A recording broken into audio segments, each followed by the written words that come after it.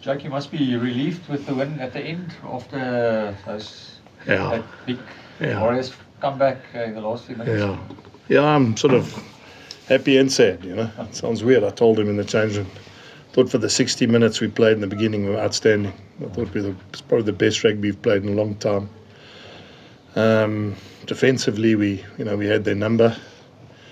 I just think, it's obvious, which I'm going to tell you now, I just got naive at the end with our players, and we started kicking contestables when we had the game set and matched, and then all of a sudden keep them in the game instead of kicking it out and give them the line out, which we could. That takes up time. All of a sudden we start giving them the ball on the halfway line, and that's what they wanted. And the intercept too. We didn't need to play there. We could have. I sort of hate myself for saying this to you, but we could have been conservative at the back end of the game, and it's one of those challenges you have because we're such a good attacking team. And if we had scored, say we had dummied there and scored, then people would go, Jesus, this incredible play. So I don't want to be hard on them. I just think it's a really good example of when we've got to have leadership on the field to call what we want to try and execute. I mean, I'll give you an obvious one. Right at the end, we nearly scrum them for a penalty. Then we get the ball out. If we just make that pass to Chris Smith and he kicks the ball long down the field, they've got to run 80 meters to score points. And that was highly unlikely. So now we carry the ball, we turn the ball over, they get a point for a breakdown. But now it's interesting because if he had kicked it and they had counter-attacked and they scored, I would have said, why didn't we carry the ball to the middle of the field, hold on to it and kick it out? So, but that's why I sort of challenged the leadership now to say, let's meet Monday and go through scenarios where if we're in the same situation in big games, so we have a theory and I suppose a game plan that everyone's on board. But I mean, when you're 37-10 up, I guess you can play with freedom, but you need to. You can, but I mean, maybe we should have gone for the corner then. But then, what happens if we'd gone for the corner? Game's over because we finished them up. If we don't score there and they break away, then all of a sudden people say take the 3. So all I'm saying for me, Kobus, is there's no right and wrong. I just want the players to be on the same page. The reason they didn't kick the ball in the last play is because they were going to do that on the scrum before that, and then as it turned out, a minute went and there was 40 seconds left, and I think they then changed their call. That's why no one was in that breakdown, because I think guys like Harold and David and that thought we'd give it to Chris, kick it, stay behind the ball, put them under pressure. And when Nizam ran away from his supporters and we never got there, and they counteract. But all I'm saying is, so whatever the message is and whatever the clarity is, we just need to make sure that we're on the same page. So I said I sort of sound sort of ungrateful, but we would have taken 5 points against a team that's top of the table. We would have at home wanted to get our campaign into a place where we can still control our own destiny. And if they'd got 2 points, I suppose they too would have taken the 2 points if they'd come to Loftus. I'm not sure what Franco said, but I think that I wouldn't be surprised if he said 2 points is a good return considering where they are as a group. Jake, I mean, you mentioned now that there was that one instance of perhaps not being on the same page Yes. with Nizam now and stuff, but I suppose he also showed the value of experience, in that game as well. It was his burst that led to Kanan's try, and he got that turnover that, Chris popped over. So you must be quite chuffed that you have these these guys in the bank, So you have an emerging leadership group, but you have these Gnol veterans, as they say. But you'd also admit having Ruan Nokia there running the line out for 60, and then not jumping in the last 20 minutes is not because they're not good enough. Because when he wasn't here, Reinhard Ludwig was calling the lineouts perfectly, and all of a sudden he comes on as a reserve. Pressure's different, contesting's different, and also we don't even get up in the air, So it is, when you're a coach, you sort of look at that game and you think, flip, But we're going to play them again, and if you give me the first 60 minutes again against them, then I'm happy, because I think that we showed in 60 minutes that we're good enough to beat them.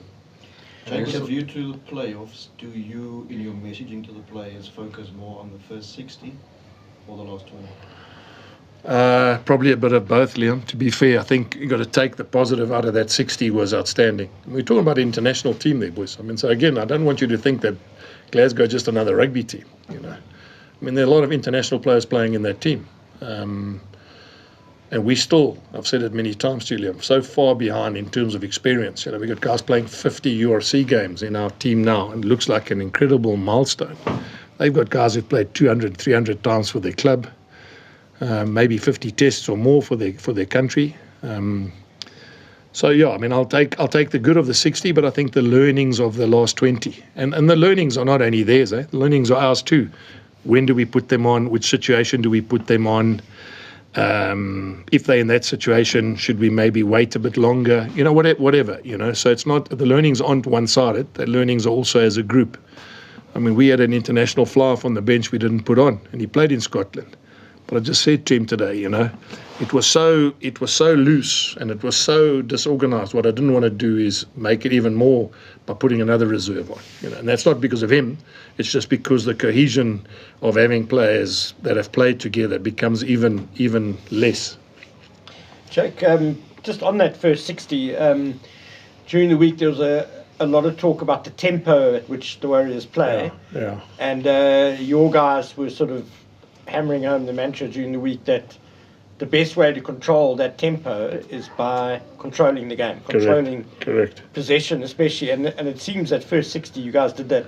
We did. Outstandingly well. I mean, I think the set pieces and especially the lineup. Yes, was very good. Yeah. Very good. Although, Ken, I must say, I had the ref's mic in my ear, because, I mean, obviously I'm access to that. And I think 6 or 7 times he said, if you do it again, lie down 5 meters from the try line, I'm going to have to, but it didn't happen. So, I mean, every time we got to 5 yards from their try line, someone lay down, you know. And I think that people need to be aware of that. It's like anything. It's not something people don't know. Altitude, playing at 2 o'clock in the afternoon in a South African game comes with challenges that teams have to adapt to. And so, you know, him saying 5 times, 6 times, I got it, I'm going to tell them, and they continue doing it, is something that I suppose they're going to have to look at, because, you know, refs are, and he's a very good ref. I mean, I think he's reffing his 100th game next week in URC, so he's not an inexperienced guy, but that in itself just shows you how tough it is for referees to make those calls. I understand. It's not like something. But maybe, you know, penalty early on, if the number 2 lies down for the 4th time in 3 minutes, then maybe that's it. Then you've got to go off, and, you know, or penalty, and you've got to go to the sideline, and you've got to get sorted out by the medic. Maybe that would be the way that we would want it.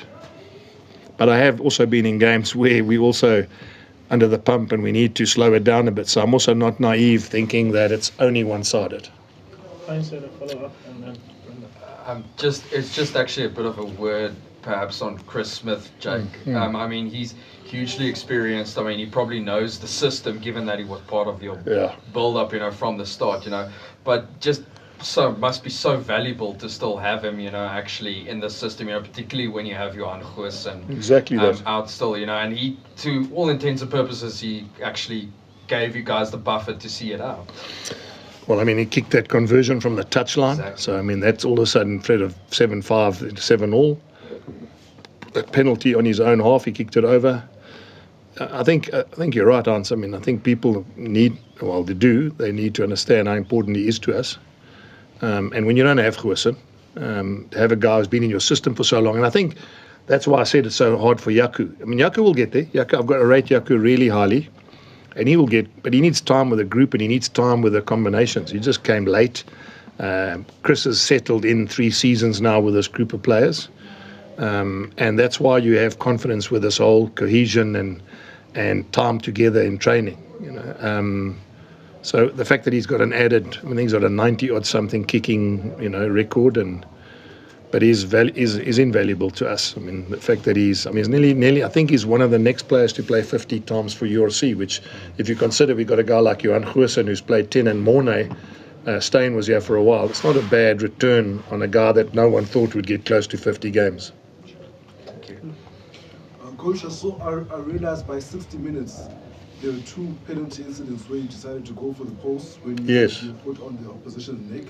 Is that an instruction from you, or was it the guys calling that from the field? Was there a reason behind trying to get the 5 points? Yeah, it's a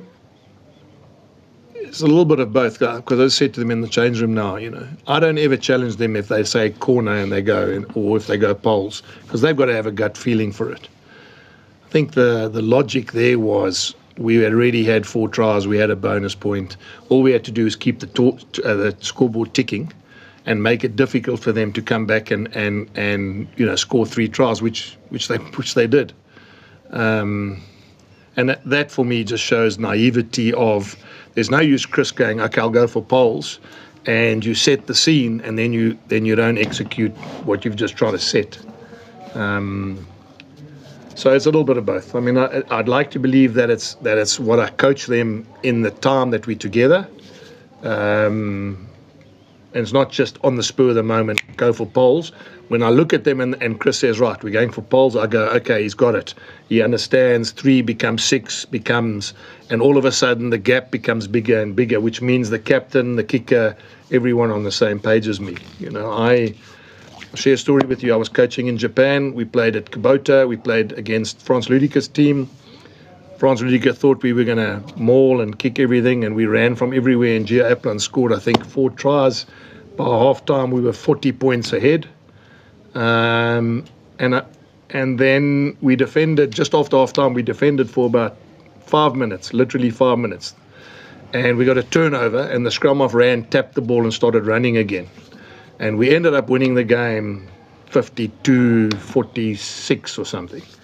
And the message I gave them is, boys, what did you do? They said, no, but you told us we need to run at them and not play line-outs and not maul. And so sometimes you underestimate the message you give in the beginning of the game. Once you've won it and it's 37-10, you don't need to do what you prepared before, because you've done your job. Now you need to manage the last 20 in a completely different way to how you would have played the first 20.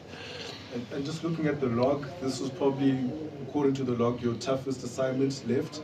Yeah. Do you more or less feel as if you've done enough now for that home playoff, and what becomes the mandate? No, we actually don't, because the 2 points that Glasgow got now makes it difficult. If they got nothing today, then it becomes, I wouldn't say easier, but then numerically there's an opportunity. They've got Zebra, and it's also, be fair, guys, they play Zebra twice. It's no one's fault. Zebra consistently haven't, I think they've won 1 game and drawn 1. Last year they didn't win a game.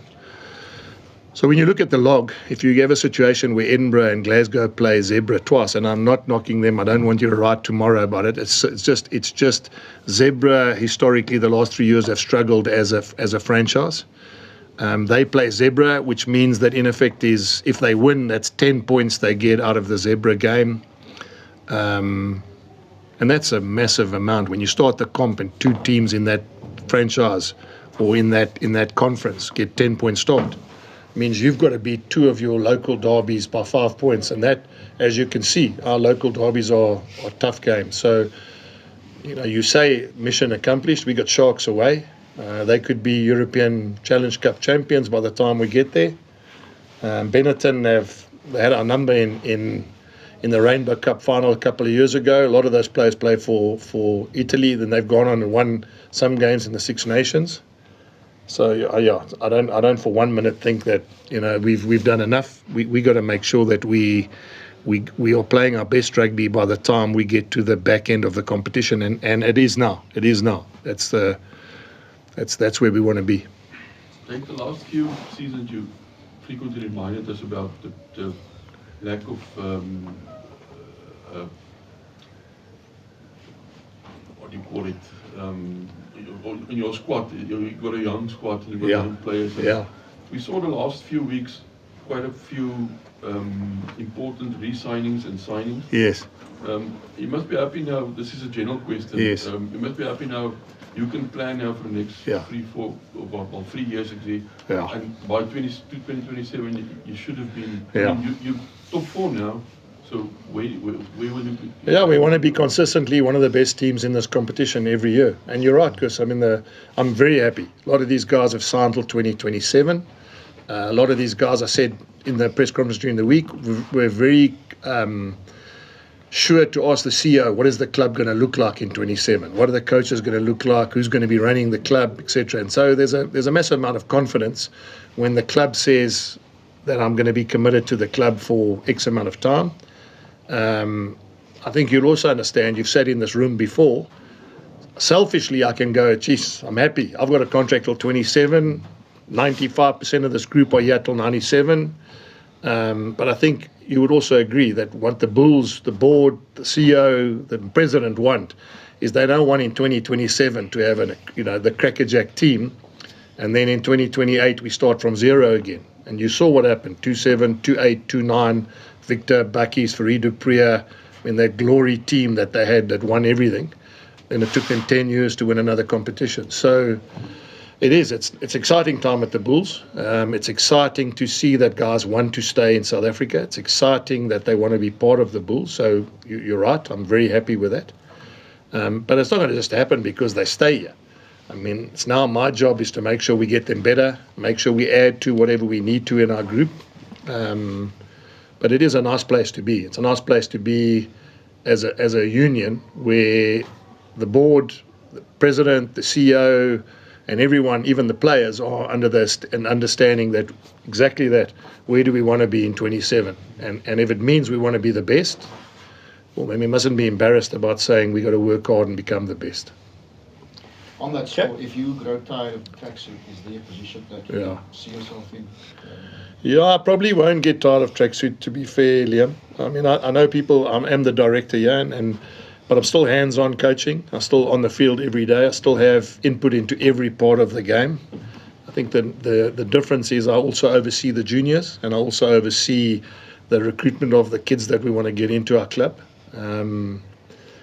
But I don't think I'll get tired of getting on the rugby field, and especially because I've walked a little bit of a road with these guys. And I was, funny enough, before the game, I asked Krobbies and Ruan Nokia, how old were you when I got here? And one was 21 and one was 22. One wasn't even married and he's now married. By the time I leave, he'll probably have a baba. So that's also part of the journey of where we want to try and get to as a club. And it's a little bit of deja vu for when I joined the box. When I joined the box, John Smith became a really young national captain, and the team grew. Skalkberger was the best player in the world as a 21-year-old. Farid Dupriya was in his first test as a youngster, or second test. I didn't pick him. Rudolph did at the World Cup, but he would have been first test there. Guys like Jean Smith, guys like Pedri Vandenberg, guys like Francois Steyn, those guys became big household names in South Africa. So I'm going to answer by saying I don't think I'm going to get too bored on wearing a tracksuit, because I know the lengths that this group of players can get to, and I would really like to be part of it for as long as I can. So just one question for me. Just has Huisson done the course that he has to do? So he's available. He's available for next week. Passed his course. Got a letter from World Rugby, whatever the recommendations were, or whatever he had to do, got the go-ahead that he'll be available next week. So, that's quite nice. At least we get him back for next Saturday as well. Jake,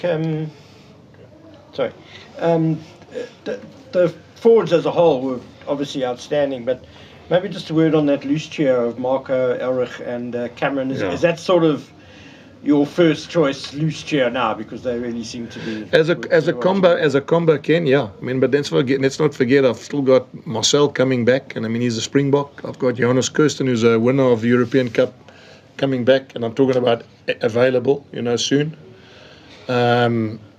I think one thing I'm sort of happy about is that whatever combination we've put on, we generally have got quite a good return. Some would argue when Cameron played 6, did we get the same outcome? Well, maybe it wasn't Cameron that wasn't playing well at 6. Maybe it was the 7 and 8 that never complemented the role he had to do as 6. Josh van der Vlier, he reminds me a lot of Cameron, or Cameron reminds me a lot of Josh van der Vlier. And we know what impact Josh van der Vlier has made as a 6 flanker for Ireland and for Leinster. But, it's not a one-off. It's not like, is he good at 6? And you've got to make sure you have the right 8 and the right 7 that plays with him as well. So I was quite excited about that loose forward combination. There's a lot of everything in that combination. There's physicality, there's height in the line out, there's pace, there's hardness at the breakdown, and so that combination works. I mean, when I say works, it worked for this weekend. Whether it's going to be a combination that has to run out every single Saturday, I'm not so sure. But yeah, I was actually very happy. And considering Cameron turned 22 yesterday, and I think Elric's 23, so it means that if we can keep them for 3-4 more seasons, and all of a sudden, Elric's got 100 games and Cameron's got 50 games, then the picture changes as well. Jake, we talked about the altitude the other day, and the Warriors seemed to get a second win towards the end of the game, which is unexpected. No, that's just because we were poor. I mean, we gave them. It's like anything. You can be tired as you are, and if you all of a sudden you got a chance to score and win, then all of a sudden you find second wind. It's like people run the comrades. You're walking, and all of a sudden the cut-off time comes and you start jogging again. So it was part of, as I said to you, there's no doubt altitude plays a chance. I mean, 5 times the hooker lay down 2 meters from the try line. That's because of altitude. So I mean, it was part of it was what we did. We gave them the ball and we let them grow another leg, which happens in sport. But it is definitely an advantage. There's no doubt in my mind. If you play at 2 o'clock at altitude, it's going to catch you. We just probably never used it as best we could. We probably, when we had them by the throat, we should have finished them off. And in some ways that's naivety, some ways that's inexperience, some ways that's an experience of Glasgow understanding that, because they're international players. I mean, you can see when they started playing, they're not a bad team, and they can play. So it was a little bit of everything. But as I said to you yesterday, I mean, altitude is a factor.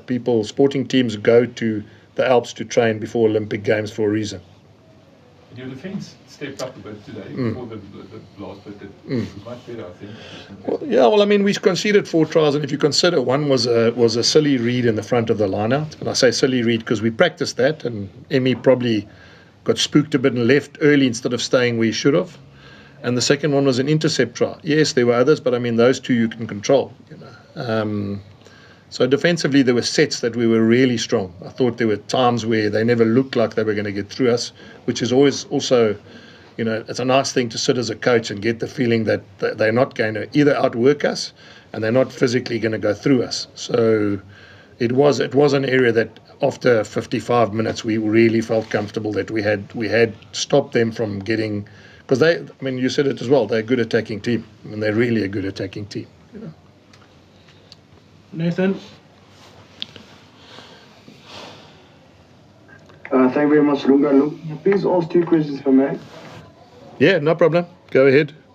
Thank you. Jake, firstly, congratulations for win. Jake, unfortunately, we missed the last portion of the press, but I'm assuming all the relevant questions have been asked already.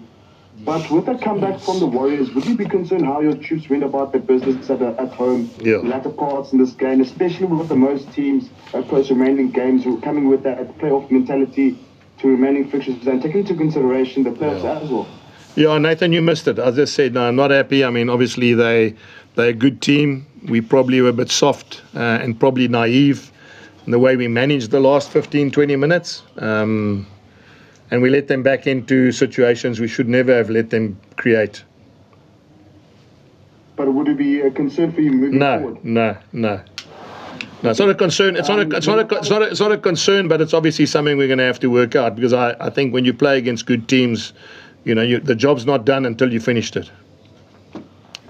All right, and then my final question, Jacob, when you came at the Bulls a while back, I was listening with the press conference now. The leaders back then, the likes of Dwayne Vermeulen, spoke about the struggles of adapting to the new system you brought in, and to now you're obviously final, another successful season now with a few domestic trophies on the way. How pleased are you to see the progress of the union in back office, the players and development within the union in the junior ranks, especially the conversion of players from junior rugby to the Bulls senior side? Okay, good question, Nathan. That's not where I come in. The bottom line is if we only allowed 55 contracted players, we can have the best juniors for 10 years. You've got a problem because you can't keep your juniors here. And until that changes, all we can do is sign the 55 players, stick to the salary cap, which I think is important because that's why there's a salary cap. And we can keep winning juniors, which is fantastic for the junior age groups, but at the same time, you can't keep every junior player, which in itself creates a problem as a bottleneck for the senior side. Ashfaq. Thanks, Lunga. Hi, Jake. At 31-10, I know it was understandable they went for the 3-pointers for that last 2 penalties with Chris. Do you think maybe the guys could have gone for more lineouts and more tries? Because I see now the points difference is actually only 4 in terms of points difference between the Bulls and Warriors, 177 to 173. Yeah. Ashfaq, I don't know the answer to that question because if we had gone to the line-out, thrown it in skew, they got a scrum and ran the whole length of the field and scored, then probably you would have said, why didn't you take the 3? So, I mean, that's the risk you take when you're a coach, Afterwards, it looks like you should have gone for the corner, but if we threw it in skew and they ran the whole length of the field as Toulouse did to Northampton a couple of weeks ago or last week, then people would have been saying to me, why didn't you had the bonus point, you had won the game, why didn't you go for poles? Okay, cool.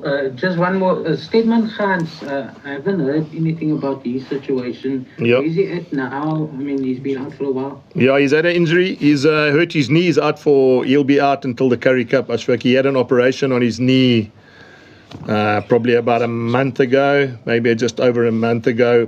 Probably should have told you guys, but didn't really want to give you my team before we played the Stormers. Thanks, Jake. Okay. Today. Thank you, everybody.